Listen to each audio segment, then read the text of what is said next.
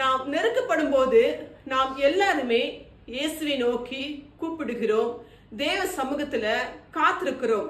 ஆனால் நாம் சந்தோஷமாகவும் சமாதானமும் இருக்கும்போது நாம் யாருமே தேவனை தேடுவது மிக மிக ரொம்ப குறைவுதான்.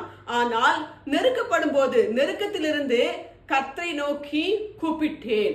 நாம் நெருக்கப்பட்டு தேவ சமூகத்துல நாம் ஜெபிக்கும் போது, நாம் இயேசுவை கூப்பிடும் போது கர்த்தர் நிச்சயமாக உங்களுடைய எல்லா ஜெபத்தையும் கேட்டருளி அவர் உங்களை விசாலத்திலே வைப்பாருங்க.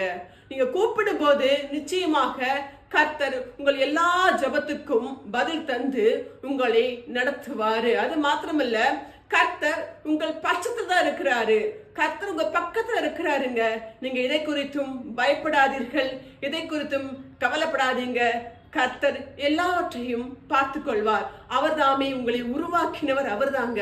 உங்க நெருக்கம், உங்க பிரச்சனைகள், உங்கள் போராட்டங்கள் எல்லாம் நிச்சயமாகவே மாறும். நீங்கள் கூப்பிடும் போது கர்த்தர் உங்கள் கூப்பிடுகிற சத்தத்துக்கு